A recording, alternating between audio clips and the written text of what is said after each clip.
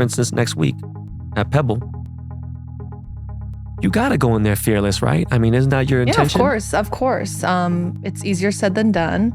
Like, that's definitely the mindset you want to go into it. Like, I've played at Pebble before. I've played there well. I know I want to win. I know I can win. And that's something you tell yourself. But once you set up on the first tee and, you know, those nerves start coming, and if you hit one bad shot, you just get disappointed, and all those, you just start to tumble down. Obviously, you try and ignore those stuff. And I don't want to talk about negatives before next week. But yeah, of course, like going into next week, you got to tell yourself, I can do it. Like, I know I can win, and I know I've been playing well. But yeah, I mean, sometimes that's just easier said than done. Like, it's mind over matter. Damn, man, that's just a lot of pressure.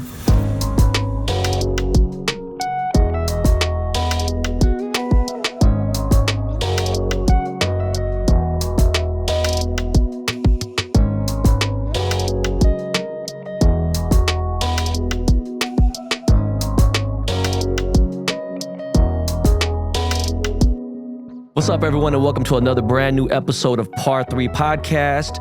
We're recording live from Las Vegas at the Wynn Resort at Blue Wire Studios. I am one of your hosts, Ben Baller. Got my man Stephen Malbon here next to me, and my dog, two-time NBA world champion, J.R. Smith. Today, very special episode. We have LPGA player Alison Lee in the house. You can see her at the U.S. Open in Pebble Beach. Welcome, LPGA player Alison Lee. Thank you. Thanks for having me. Excited to be here. And she's Korean, y'all. Yeah. Hanguk power. Mm-hmm. So let's talk about your last tournament. I'm from Jersey, so I played ball to straw a lot. And like, what did you just think of the course and the conditions and like Northeast golf? I personally love Northeast golf. I feel like there's so many good golf courses out there. Last week specifically, they made ball to straw so hard. Yeah. Like, to the point where I could literally cry in the middle of the round, because no matter how, I mean, certain holes too, even if you have a good shot, you have to land it in the right place. You got to place it in the right spot. You got to make sure you're in a certain part of the fairway too, so you have a good angle into the green. Even around the greens, there's no like fringe. It just goes green straight to rough. Even on the fairways too, no first cut, straight to rough. So it was a good test. Me personally, I feel like I could have played a lot better. So a little disappointed, but I just think it's super cool to be, you know, a women's professional golfer this day and age. I mean, we've been playing amazing golf courses. Ball to straw, we're playing Pebble next week. I mean, you can't get any better than that. So yeah. That's great. I was just coming from Napa, and I was literally watching the tournament, and because obviously knowing the course, and I was just sitting there like, that place looks incredible right now. I was a little jealous, but at the same time, just like, I'm glad I'm not playing. Yeah. I know. I was gonna say, if you're jealous, you can go over there right now and play and see how it is, because it was hard. But yeah, I mean, it was great. Ball to straw is a cool place. I mean, running, the girl who won, I mean, she had a great week. A lot of good girls were there in contention. And I thought it was a pretty interesting Sunday. So hopefully we get to go back there soon while I'm still playing golf at some point in the future. But really glad they were able to open it up to us. Nice. You're young. You know, you got a long time. I don't know. You got a while. So you're from LA. Mm-hmm. Koreatown. That's dope. And you moved to Vegas a few years ago. Like, what made you want to decide to move over here? So I turned pro in 2015. So this is my 9th year on tour. I know you said I'm young, but I'm 28. Yeah, this is my 9th year on tour now. My rookie year, I was still at UCLA. I was still in school at the time. And I thought, okay, let's just stay in California so I can pay in-state tuition. I had a really good rookie year, and I saw my tax return at the end of the year, and I said, I can't do this anymore. So I bought a house in Vegas right away, and I've been here for about 7 years now. Nice. Yeah. Nice. I mean,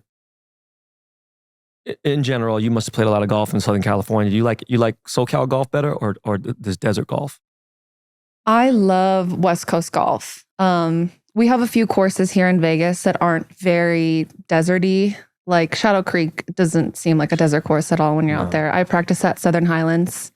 Not a super deserty course either. But yeah, I mean, my favorite golf is Northeast golf and West Coast golf. So Pebble's going to be awesome. I love a lot of the courses in San Fran, LA too. Being at UCLA, we got a great rotation. We were able to go to like Bel Air, Brentwood, Hillcrest, Wilshire. Got to go to LA Country Club a couple times a month. So nice. It was nice. Yeah. My dad was a professor at UCLA for 33 years. Oh wow. Yeah, Asian history. But he always talks about Northeast Golf, and that's the only place besides the Midwest I've never. Because I'm so new, I've never played out there. But he always talks about like. I mean, I believe him because he started me in golf, but. He talks about Shinnecock or the Hamptons and stuff. And I'm like, really? It's better than like West Coast or Florida? And he's like, bro, it's the best golf. So I don't know. I've yet to play in the Northeast, but. Yeah, I think you'd love it. You need to take a trip out there and spend a couple weeks. Yeah, you'll need definitely. A few weeks. Yeah. A few weeks just to get on. Very difficult to get on these courses. Mm-hmm. Oh my God. I just saw this video and I posted a rethink. And I didn't know New York golf right now was that bad. 4 hours waiting for a range or a cart and to get a tee time even at 7 a.m. to whatever time it is. I thought LA was the worst. It is way worse in New York. I had no idea how bad it was. I felt bad for them. Mm-hmm. So many people, not enough golf courses. Yeah, that's what they were saying. Yeah, I mean, I feel like it's like that all over the place. I mean, we've seen it now too, like on our tour and the PGA Tour. Like you see more people playing golf, watching golf, like appreciating golf. Because I know for me, like growing up in LA, I was embarrassed to tell people I played golf. Like I started at a very young age. And I remember going to school and I got into golf very early and I got serious really early. And whenever I would have to miss school to play a golf tournament or something, I would tell my teacher and ask for work in advance to get homework done, whatever. And teachers would always look at me up and down and be like, golf? Like, you're playing golf? Like who cares about that? And I remember telling my friends growing up too, and I got made fun of a lot. So even in high school, when I committed to UCLA on a full scholarship my sophomore year, and I didn't tell anybody. I didn't tell any of my friends in high school that I was getting a full scholarship to UCLA because I was still embarrassed. And it wasn't until I was in college where I felt like being an athlete, like at a university, I just felt a little more appreciated because there's, you're surrounded by other great athletes too, like in different sports. And I finally felt then like I was like, oh, okay, I guess what I do is cool. And people appreciate it. People asking me if I want to go play with me or stuff like that. So yeah. Fuck that. I would have flexed that so hard. That's crazy you got made fun of. That's Yeah, but golf's not like, I can't imagine growing up in LA, but like growing up in LA and being like, oh yeah, I play golf. It's like everyone's like, what the fuck do you do that for? Right? Like you go out on the like Valencia by yourself and hit balls for 7 hours a day after school. Like it doesn't sound so fun, especially 15 years ago. But I think now it is like obviously playing at UCLA and being like a star on the golf team and being like, LA is very like into their athletes and such, right? So like I remember seeing like people at Wilshire, like the college teams practice, or seeing like Amari and them practice at Rolling Hills when I go back, and just seeing like the advantages they get. Or like my friend Jackson Rivera, he plays on SC golf team, and they gave him a membership as part of his he's like a really good golfer, so every golf team wanted him around the country. But they were like, look, if you come play for us, you can be a member at RIV the entire time you're at, SC playing golf. So like, what a cool market to play in, and all of those courses, Hillcrest and Wilshire and Brentwood and all of it. And we met, I'm obviously like a fan and have been of yours. And the first time I think we met was when you were playing at Wilshire, the tour event. And we had a shop on Fairfax and you guys came. I was like, we made it. Like Alison Lee is at our shop. Like it's over. We're here. So thank you. Thank you. You gave us a lot of nice. confidence, my wife and I. And it's great to be here with you. We'd like to give a big shout out to our sponsor, Long Drink, the Finnish drink. And it definitely makes your drives go longer. You can get yours today at www.longdrink.com. Super refreshing. If you could speak to your younger self, what would you tell her? That's a good question. How young are we talking? Say 12. 12? 15. 15. Because you're talking about sophomore year, you know what I mean? So Okay, let's go there. I guess trust the process. You know, I worked very hard when I was young, like playing golf. I didn't really have a childhood. Korean parents. Yeah. So I definitely worked hard all the time. There were definitely moments where like I hated my parents. I just like wanted to quit golf. I wanted to quit school, and give it all up. And there were times where I struggled as well. I mean, when I had success at a very young age. Like I played really good when I was 8, 9, 10. I qualified for the US Open when I was 14. So I showed success at a really young age. And I think I don't know, like I just felt like I didn't appreciate it enough. Like I think when you're that young and you're playing good and you just kind of forget like how well you're doing and you don't really appreciate everything and you just demand more. Like you just keep wanting more and more and more. And that ultimately led me to struggle. And that struggle was really difficult for me. And even now I still, you know, struggle with golf, like from a mental perspective here and there. But I guess if I tell my younger self, I guess just be really appreciative and like enjoy the process, I guess, and not be so hard on myself. Yeah. You know, we had Michelle Wee on the show early on, and we're a lot of, obviously, any household that comes from the same cultural background will have a lot of similarities, but the Korean ones are very, and there's a big age gap between us, but it's pretty much the same, right? Like how tough they are with education, whether it be playing the piano or playing golf or whatever it is. And I know what it's like, right? And like, so now that you are a professional, do you ever go back to your parents and be like, well, thank you for pushing me, but damn, man, you know, you pushed me really hard, you know, just like, do you guys have those conversations at all, or? Not really. I think, my parents are both very different. Like I'm very grateful. I have a really good balance. Like my mom, like she's the more loving, caring, down to earth, talks about her feelings, all that stuff. And That's my rare. dad is like very opposite. You know, he's just very stone cold, like very strict. Yeah. So yeah, I mean, once in a while now, I mean, I have a great relationship with my parents now, especially my mom and with my dad too. We talk all the time. I talk to them on the phone almost every day. But once in a while, I'll bring up to my dad, like, oh, remember that one time when like you yelled at me because I made a 3-putt or something? Like, and he'd be like, no, what are you talking about? Yeah.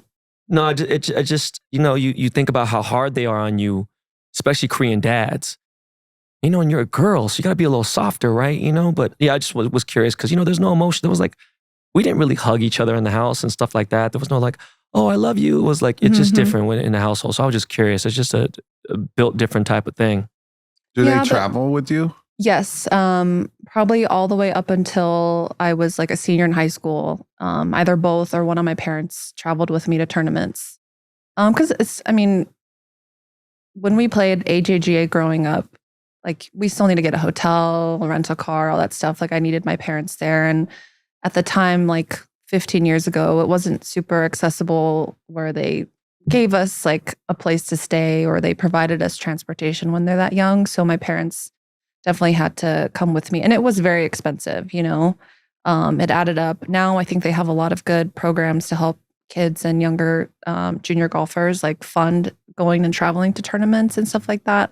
But it was definitely rough and it was hard. And yeah, I'm really grateful that my parents, I mean, we didn't grow up with a lot of money or anything. So they saved every last penny for me so that I can play golf and travel and compete.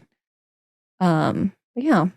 But now over the last 9 years on tour, do they come to a lot of the tournaments? Yeah, they do. My rookie year on tour, my dad came to like every single tournament with me.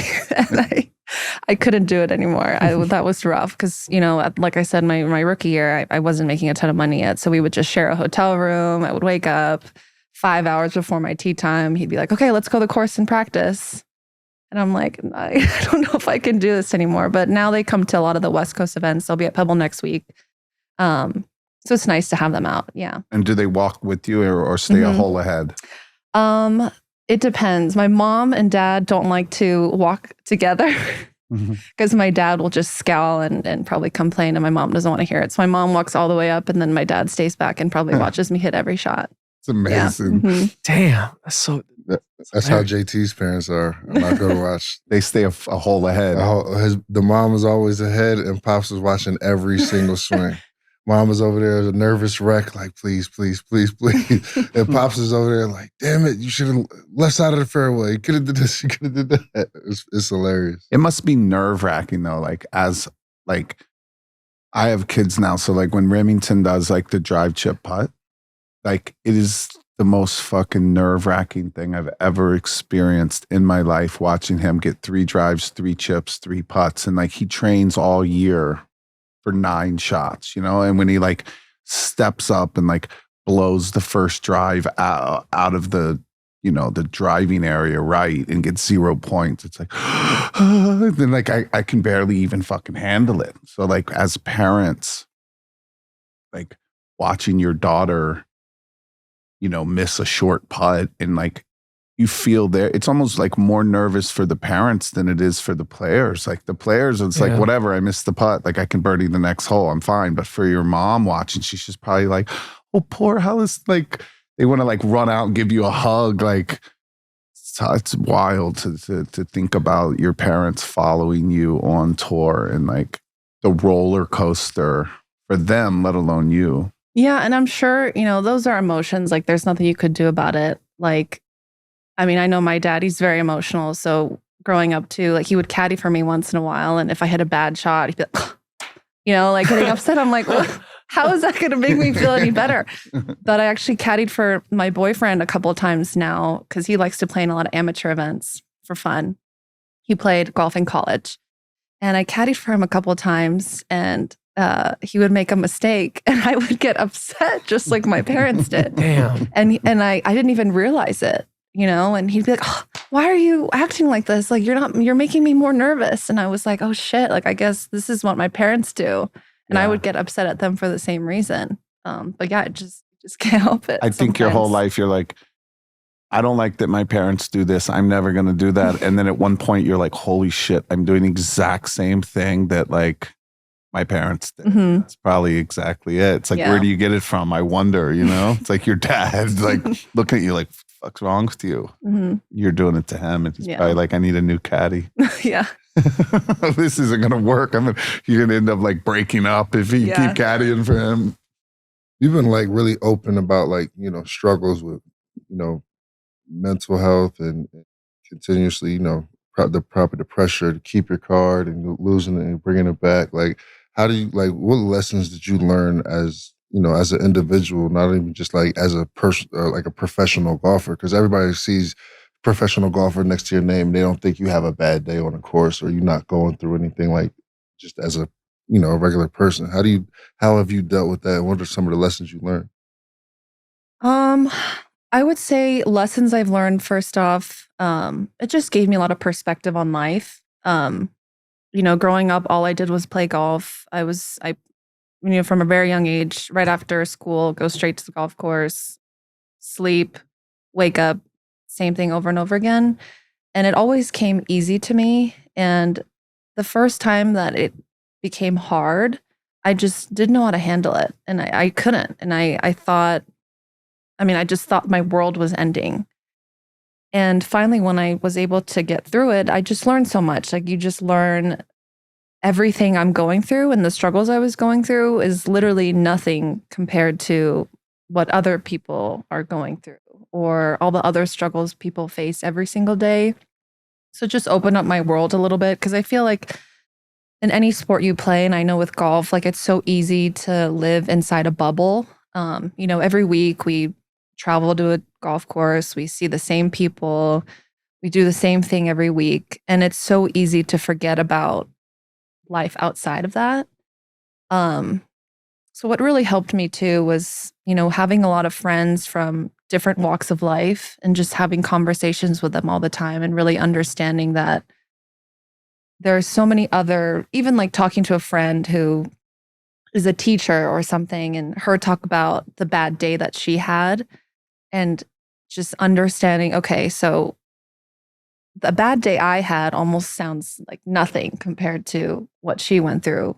And like, just because I had a bad shot or missed a putt or had a bad hole or something. Like it's literally nothing compared to what people are going through. So it's just gave me a lot of perspective, and I feel like it just opened up how my mind works and how I deal with certain people and like everyday, like day-to-day life, like how I can like understand someone or just have like a little bit of sympathy for other people instead of just, I mean, a perfect example too would just be talking to a friend. Like sometimes this happens. A few of my friends on tour, after the round, if one of us has a bad round, like, well, we each have like just a couple minutes to vent about our bad round, and then that's it. But sometimes you do get carried away, right? Like I'll be sitting next to a friend. I played better than her, but I'll just be like, oh my God, I played like shit. I did this and I did that and I did this and I 3-putted. And then I remember like, oh wait, she played worse than I did. Yeah. So I should probably calm down, or vice versa, right? So it just gives you a little bit of perspective. And I feel like I just appreciate my life a lot more and just appreciate like other people a lot more. Yeah. Who are like your main buddies on tour? Right now, I would say the Cordas, Jessica, Nelly, and Megan. We each all have a matching tattoo together that we got last year. So usually we all either room together or get dinner together or play practice rounds together, the 4 of us. Where did you get the tattoos? Like not where on your body, but where's like you got them all together? Yeah, we were at CME last year, our tour championship at the end of the year in Florida, and we got a little lightning bolt tattoo together. Yeah. Mm-hmm. Okay. Amazing. Can we, let's go back to what JR was saying, and it got me thinking when I researched something about you. But you said not many understand how dark and lonely it is for professional golfers. Elaborate. Like, tell me what you mean by that. I'll give you an example. So our first major of the year, Chevron. It was in Houston, Texas. It used to be in Palm Springs, but they moved it to Houston for the first time this year. I roomed by myself. I had a hotel to myself. I just picked a random hotel. Like I didn't really have any friends staying at the same hotel as I was in. And I missed the cut. And my flight wasn't leaving until Sunday. So I had a morning tee time, I think, on Friday. So I knew well in advance that I was going to miss the cut. And I just go back to my hotel room by myself. And then I see all my friends playing well. And I just basically sit there alone. Yeah. So that's like the definition of being alone, right? But I mean, and then Saturday comes and like I said, all my friends are playing and I'm happy for them. I want them to do well. But then I'm really disappointed because I'm like, gosh, that should be me. Like I should be out there playing right now. So like those are like specific moments where it does get lonely. And I mean, it's just a direct correlation to how you play, right? I mean, if you're playing great, you just feel good, you feel happy. I mean, even if you're sitting alone and you shot 65, who cares? You're feeling good. You don't feel lonely. Sure. But it's like the days that don't go so well and you're just kind of, you don't really have anyone to lean on because it's an individual sport at the end of the day. Like you don't really, like you have great friends out there who will be there for you, like, but you don't really have necessarily teammates who. No, because everyone's out for themselves. Everyone wants to win. But what I'm thinking is like, that's so Korean in certain ways. Like, nah, fuck this. I'm going to punish myself and sit in this room by myself. I mean, you obviously probably could afford to either do a standby or just get on an earlier flight. You ever thought about that instead of staying in the room by yourself? Or yeah, no, of course. I ended up leaving on Saturday, but still it's that time. No, I get it. Yeah. Mm-hmm. Trust me. Yeah. Or even this past week, coming back home from Baltusrol, my flight got canceled. I was supposed to come home on Sunday night. My flight gets canceled. I'm in the airport walking around by myself. I don't know what to do. They can't really rebook me for Monday or Tuesday. Oh, man. I ended up like renting a car and driving 2 hours to Philly and spending the night in Philly to like catch a flight on Monday night and finally made it back here Monday night. So it's like, I mean, I have to do that all alone.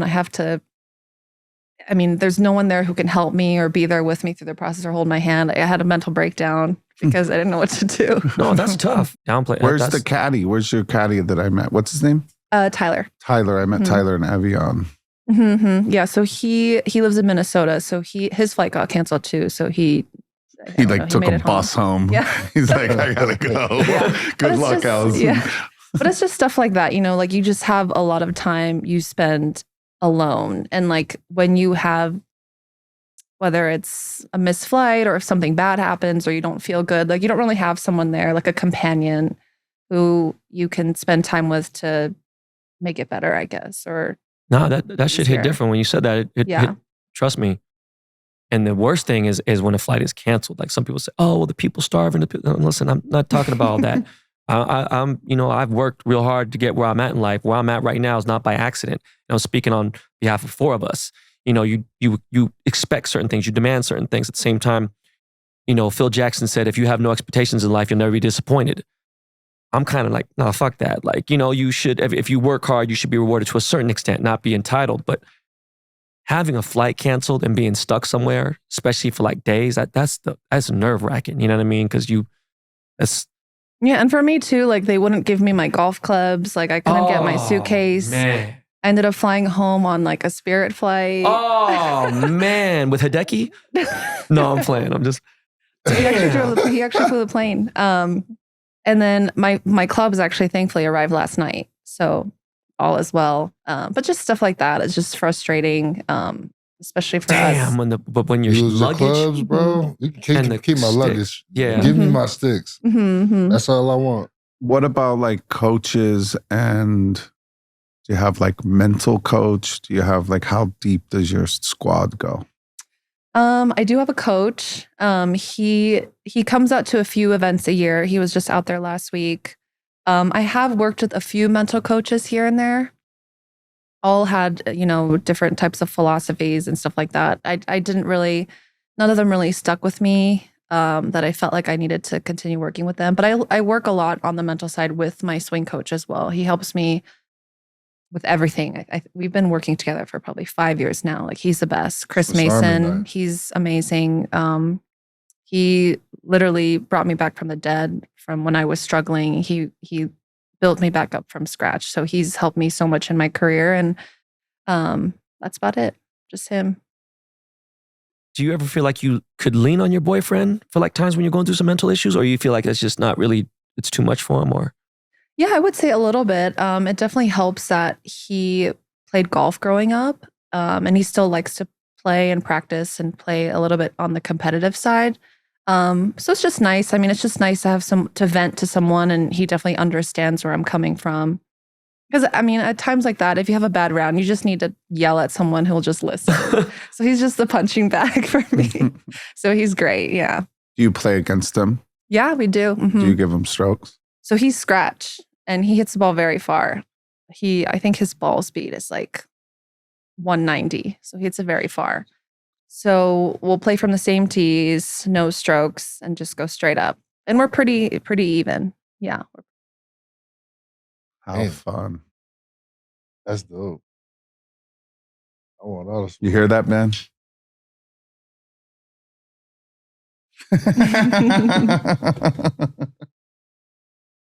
Ben does not believe us. He doesn't believe like how, like, I don't know what I did to leave this impression on him, but for whatever reason, he thinks like we are PGA level talent when it comes to just when we're out there playing. And we're trying to give him the difference of hold on, man, what the actual PGA, like person like yourself is. JR is very humble. Opposed to, I've played rounds with JR, but I've also played with T10 and better best PGA Tour players on the tour right now. Then I play with ex-PGA players that are good. So I just assess these rounds that I've played with these people. I think JR is fucking really good. You know what I mean? And so when I think about it, when I'm playing with somebody who is won a major and whatever. And whatever. Just a major, Yeah, whatever. no big deal. Like, no big deal. But like, even like jokingly, I was playing TPC Harding Park. I get to hole 17. I text message Colin. I'm like, hey, bro, this is the Colin Morikawa house. They telling me what's up. And he gets back. He's like, that's definitely my hole, bro. We're playing and I think about it. And I'll think about like someone like J.R. Stephen. I'm like, man, these motherfuckers would birdie this hole, man. It just like, I just put it in perspective, right? And then finally, when I have a deep, a conversation with these guys and they're being honest, they're like, man, we're just fucking around with you. You know what I mean? We're just out there, we're playing. I mean, we're not trying to play bad, but there's really nothing on the line. Like, what? I'm like, but you still shooting 6 under. What you mean ain't nothing on the line? He goes, well, I mean, we're still playing and, saying whatever. And I'm like, okay. So yeah, I'm just saying, like, I just felt like the conversation that's going on before the cameras got turned on was Justin Thomas shot at 85 at LACC. I was there. Just felt like 85 was kind of a poor score, you know what I mean, for that course, man. I know it's a tough course and the conditions and the damn rough was up to my calf.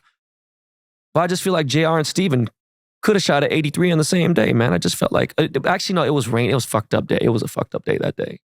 But I still feel like these guys could have shot at least an 86. Yeah, I mean, and you been could there be neck to- right. I mean, you're right. To He's make it on laughing. the Like, what are you laughing about, bro? let me explain I it don't to you. think it's So to possible. make it on the PGA Tour, you have to be so freaking good. Oh, no, I know. Even to make it on Corn Ferry. the Corn Ferry Tour, Yeah. you have to be so freaking Baller. good.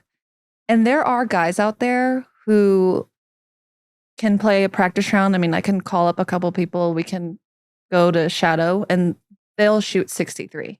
Yeah. But that's just that one round. Yeah, for sure. To do that 4 days. 4 days in a row, to do that under pressure, to do that under all those circumstances is so different than just going out there and shooting 63. I mean, that's why there are so many guys out there playing on mini tours and turning professional and playing Monday qualifiers, playing pre-qualifiers, trying to get into these events because they think they can do it. They truly believe it Right. because they'll shoot a low round or they'll have a decent game. And maybe they can, but I would say 90% of guys, like just because you shoot a low round, like doesn't necessarily, It doesn't Make mean you- anything. yeah. Well, we have a mutual friend. Mhm. I don't need to say his name. He has a course record here. Do you remember when he shot a 58 here? Or do you know what I'm talking about or no? We're talking about, who are you talking about? Here, Taylor Montgomery? No, Alex. Oh, at Wynn. Yeah. Okay. So, Mhm. you know, I bet. Devontae Adams and Oh, yeah, Dexter yeah. Fowler. You know what I'm saying? Oh. We need you. What's Oh. up? Devontae was good. So yeah, when I was talking to him in that same like 2-week period, you know, I'm like, bro, you still got Corn Ferry status. And I didn't understand. And I was like, why didn't you return my text or my call? In fact, the funny thing is he texted me with Devontae. Mhm. And I was like, he was like, I was at TPC Summerlin doing a qualifier for Shriners. I was like, why the fuck you trying to qualify, bro? It's just, wouldn't they just bring you in that motherfucker? Like, you're good. And I think he shot like 1 over or something, and it didn't make sense that you would qualify for, I would think you had to shoot 7 under to qualify for something, but that was what it was that day. And it didn't make sense of how hard that grind was. And so I just, you know, I've seen him, and I won't put them on blast, but he's beat a major PGA player winner.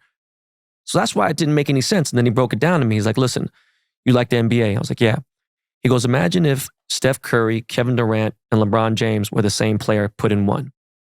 Now imagine if 450 players in the NBA were those exact people, and that's the PGA Tour.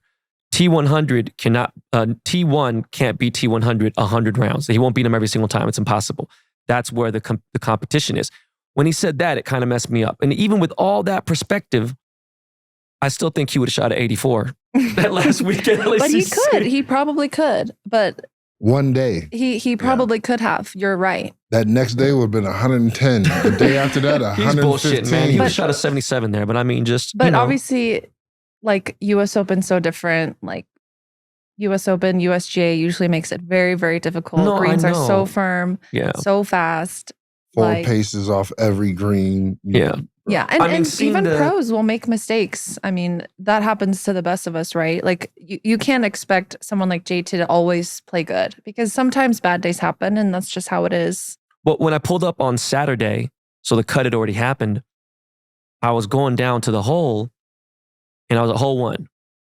And then I remember I was like, everyone's like, hey man, let's go to hole 15. Let's go to hole 15. I was like, why? He goes, it's a 91-yard par 3. I was like, they have a 91-yard par 3? And I was like, psh. I was like, bro, I did that 10 times. I said my worst would be a fucking bogey, double bogey, easy, no problem. This shit's corny, man. I'm watching that stupid hole. We get to the hole. I saw the landing area. 91 yards? Cam Young is hitting a shot. It was the smallest green. And then in front of that, bunker, behind it, bunker. And I was like, yo, man, this is stupid, bro. This didn't even make it, you know, people are going super far right, super far left, and they're just trying to get par bogey. Mhm. And then I was like, And then like right before that, right after they had to, like a couple holes before that, they have the 290-yard par 3. So I'm like, man, this course is bullshit. So maybe you're right. It might have been tough for you to get 84. Ben, I'm starting to think you're like the typical amateur golfer who watches pros and you're like, oh, these guys aren't that good. No, they are. I'm not saying that. It's just Okay. to hear a 91-yard par 3 in a major, I'm like, Yeah. because it's a chip shot, right? I don't know. It just was. But in golf, you can get better at golf, but golf never gets easy. So like with pressure and people watching and millions of dollars on the line and your coaches watching and your parents watching and everybody else watching and cheering for you in your hometown, and you got to hit a 82-yard little pincher wedge, like that's never going to be easy. No. For them, especially under pressure too. No, you can get better at it, but it's never easy. Even for Alison, like it's not easy to hit an 82-yard wedge like under pressure. No, it's like you still have to pay attention and like you did it last week in front of everyone. You didn't even fucking practice. But you got to think. I'll give you an example. Remember when we did the Justin Timberlake shit here? Yeah. So they had, I don't know, 30 golfers, right? There was like a bunch of like scratch. There's like 2 handicaps, 3 handicaps, 4 handicaps, JR, etc. So there's a mob of people. They set up the pin. What was it? 50 yards? Something like 50 yards over the lake, this little tight ass pin. Michelle won it. She hit 3 shots. All of them were within 3 foot. All right. Everyone else is like sculling it, chunking it. You're talking a 3 handicap, sculling it over the fucking green. I hit it fat. I was short. He hit it in the water. So like the difference between like a major champion pro golfer like Michelle or anyone compared to like a 2 handicap, it's like she all hit 3 of her shots. shots. Yes, like it's like we're 3 feet. 3 feet. All 3 rounds to win. So they took. Why do you look skeptical? Yeah, like dude, it was. I'm like, just not playing with her. I just thought about it. I was like, she's asked me. I'm not playing with her. And she's like talking while she walks up to it, and she's like, this fucked up distance, whatever. And then just like the had most a few drinks. Yeah, like the most perfect wedges you've ever seen in your life, like 3 in a row, and everyone else is chunking it and sculling it. It's like the difference is a big difference. But it's not. And I was gonna say it's not in like, and that's just a regular 2 handicap. The difference between someone who's been on a tour 9 years with all your experience compared to somebody who's been there 1 or 2 years playing in a major, their nerves and under the gun, under the pressure is going to be completely different than yours. You'll be probably way more poised. Yeah, so this is my perspective on that. Especially in women's golf, like you see a lot of younger girls on our tour succeeding, right? Yeah. And playing really well. Like if you look at our top 20 ranked girls, I mean, they're all under 30. Probably most of them are under 25. And that's just how it is for women's golf. You can compete. Girls mature earlier. Even if you're 15, 16, if you can hit the ball far enough, you can compete with someone like me or anyone on tour. But yeah, I mean, you would think that the more times you've been out there, the more experience you have, you would think that in those situations, you'll be able to accomplish a shot or play better throughout the week. But I don't know, just seeing all these young girls coming out to play and, finding really early success. I mean, they are very talented and they're very good, but I feel like they lack that scar tissue that you build up over those years. I was going to say it. They're oblivious to the feelings. I don't feel like that. Yeah, they haven't had enough experience. Yeah, like so they're fearless coming in. Because Michelle talked about that, remember? But then you finally get that like, oh shit. All right, how you going to do now though? Yeah, because I remember, even my rookie year, I had a great year and you're just out there like, oh, I'm just happy I'm out here. I'm going to try and just do the best I can. And then you start over the years, you start to have expectations. And those are sometimes what pulls you back. And I mean, if you're young and you're playing in a major, you just go out and you aim for the pin. You almost have no fear.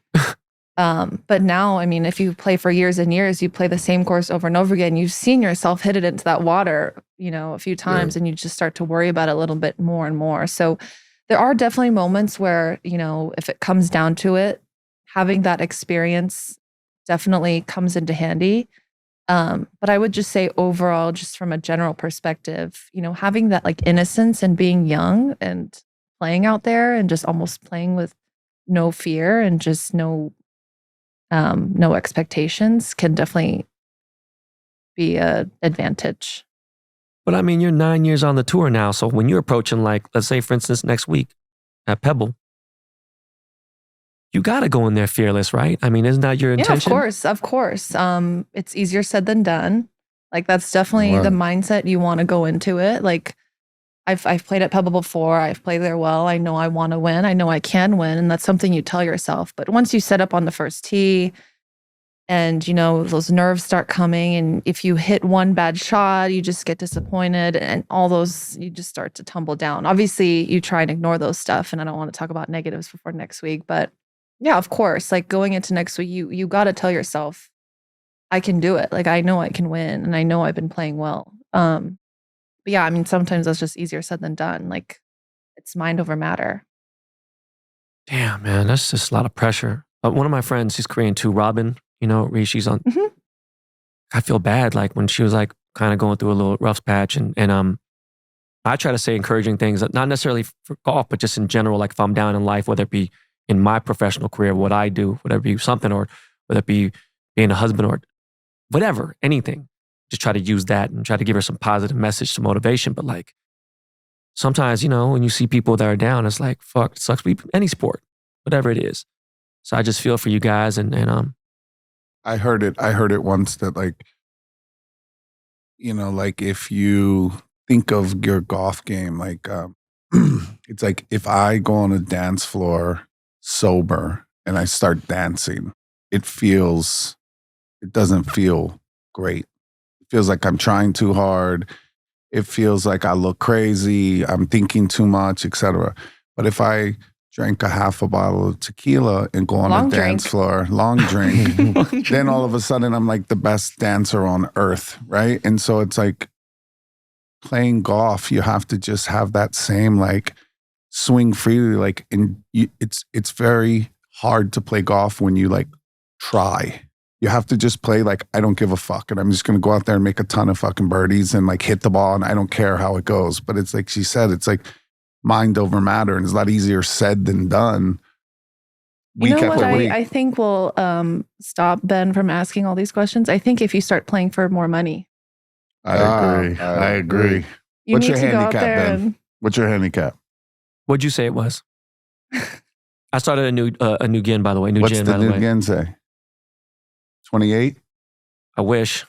26? 13.2. Oh, that's pretty good. Yeah, but 13.2, he's only played 50 times in his life. If he goes to Shadow Creek, she's going to give you 6 aside or 7 aside. Like and drum. It's going to be, and y'all play 1,000 a hole, she's going to win 18K. I mean, Alison, right? If you imagine. But I think if you start playing for more money, you need to feel the nerves a little bit.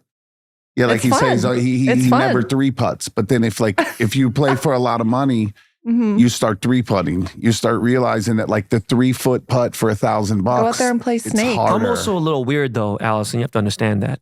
If people had 15 guns at me, and I know these 15 people killed 3,000 people for nothing, it was nothing, that wouldn't change me. That isn't, he can tell you. He's known me for a while. If there's like extreme pressure, you ever see people when they're walking like on a plank and they're walking on the floor? Now they put the plank up 2,000 feet in the air. That's just the mentality I have. Wow. So you're mentally strong? I don't know. I've just had a lot of trauma in my life. I'm going to be scared of shit. I'm going to tell you right now.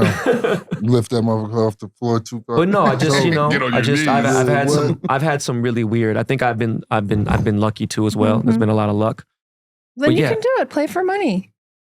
Let's do it tomorrow. Let's go play for $1,000 a hole. Yeah, I just never had a chance to. Do you know what I mean? Again, yeah, I'm under 60 rounds of playing, so it's not like it's been a lot. But in 1 year, I don't really know many people that have played 60 rounds that don't play professionally. You know, so I've been thankful just to even be able to do that. But then going through what I've been going through in the last few months, that's kind of like crazy. I'm surprised I'm even standing right now. But you know, golf has helped me a lot because it really has been something that's you know. It's aided me through life as well. You know, I literally look at the game of golf like with up and downs and shit like that. I look at it like I'm like, all right, this is so many similarities, and I'm thankful that you know, look, I've pivoted my career into this now. So you know, it's crazy for me to give up something that I did so passionately that I won the I don't know, the major, the Academy Award. I won the trophy for the best jeweler in the world 2 years in a row. And I just said, man, that shit don't do it for me no more. So now I went to the toughest thing in the world. And don't get me wrong, of course, it's hard, but I'm saying like I'm in love with this. You know what I mean? And like the girl we had on Gigi before, she said something that hit so hard. It hit me so hard. She's like, imagine you're in a relationship. We love golf. You love golf so much. You're in love with golf. You're obsessed. You love golf. And golf is never going to love you back. And I'm like, damn, that's hard, but it made a lot of sense. Welcome to the rest of your life. Welcome to the rest of your life, buddy. Who's your GOAT, male or female? Who's in the game? Gosh, I feel like that's so easy. Tiger Woods and Sari Pak. Sari Pak more so because, I mean, she's why I play golf. My mom's goddaughter. Oh, really? Yeah. No way. That's awesome. But yeah, I mean, she was very dominant when I was very, very young. And my dad saw, you know, her rise to being one of the best golfers in the world. And he thought, you know, my daughter can do that, basically. Because how my dad thought about it was he always wanted me to play a sport, but he always thought like, okay, what's going to help her in life the most? And from like a professional standpoint, if she were to compete at the highest level, how, like, what can make her the most money? And women's golf has been, our purses have been growing up. We have a schedule that takes us all over the world. And so it's been awesome. And then growing up watching Tiger Woods play, just dominate. I mean, one's favorite. He changed the game and made it cool, basically. For me, especially being told that golf was kind of dumb. So Still, yeah. I'm trying to get my girls into golf, man. What's the favorite part of your game? Of my game? Favorite? I would say chipping. I like to practice chipping. I feel like short game in general, it takes a lot of imagination and feel, and it's just something you always need to work on and can never get perfect at. I mean, you know, you could put a ball down and have a 20-yard chip and hit it 5, 6, 7 different ways. And it's just a matter of if you're on the course, what just looks good to you or what feels good. Mm-hmm.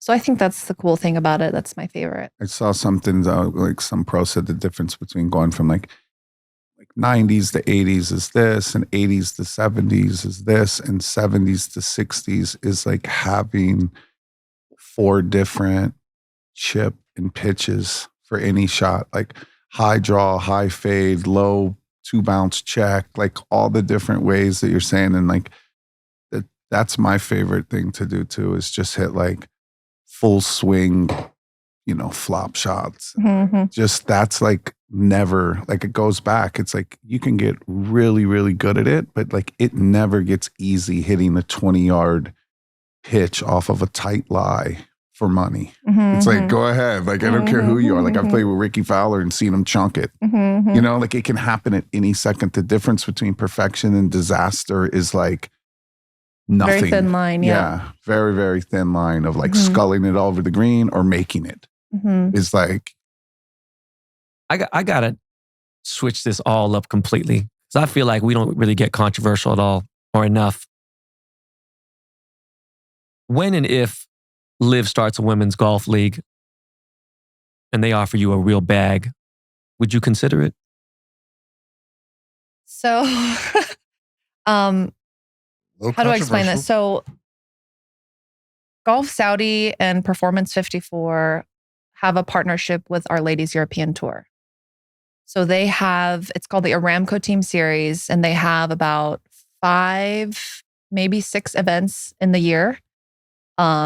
Very small purse. It's only $1 million. But for girls on the Ladies European Tour, that's huge. Their purses are normally like $300K. So that's more than 3x what they normally play for.